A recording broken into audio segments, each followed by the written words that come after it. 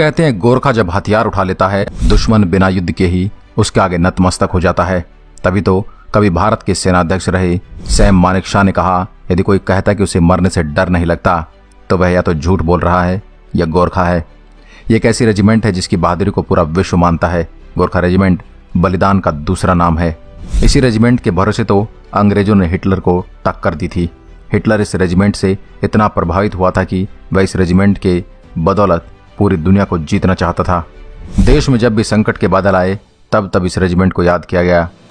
अपनी मिट्टी के लिए पलक झपकते ही जान कुर्बान कर देने को तैयार, हाथ में खुखरी हो तो मौत को भी सबक सीखने की मान्यता रखते हैं। आप सोच रहे होंगे कि भारत में गोरखा आया कैसे, तो आपको बता दें, नेपाल से आए हैं गोरखा। हिमालय की तलहटी में बसा नेपाल में गोरखा नाम का एक जिला है जो योद्धाओं के लिए विख्यात है।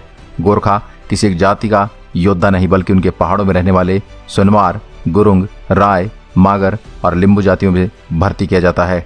गोरखाओं को लेकर कहते हैं कि गोरखा जब अपनी खुकरी निकाल लेता तो दुश्मन का खून बहाए म्यान में नहीं जाता। गोरखा पलटन विश्व की सबसे बहादुर पलटनों में से एक है। गोरखा पलटन भारतीय सेना से 1815 से जुड़ी हुई है।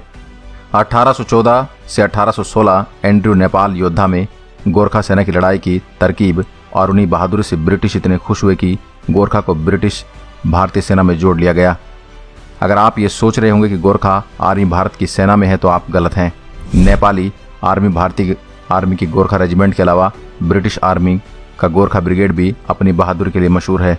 अपनी बहादुरी से गोरखा पलटन ने कई युद्ध जीते हैं, जैसे 1947 से 1948 में पुरी सेक्टर, 1962 लद्दाख, 1965 से 1971 जम्मू कश्मीर भेजी गई शांति फोर्स में गोरखा पलटन भी थी।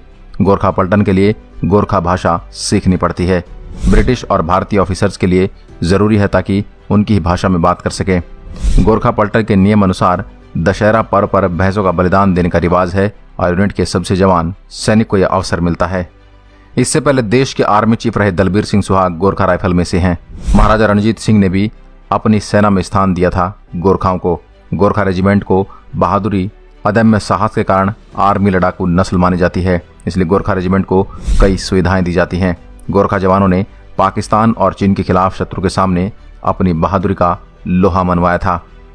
गोरखा रेजिमेंट को इस युद्ध में अनेक पदकों और इनामों से अलंकृत किया गया, जिसमें महावीर चक्र और परमवीर चक्र शामिल है। बलिदान ही इस रेजिमेंट की पहचान है। यहाँ होने का मतलब चुनौती से दो चार होना, मातृभूमि पर मिटना यह रेजिमेंट की पहचान है।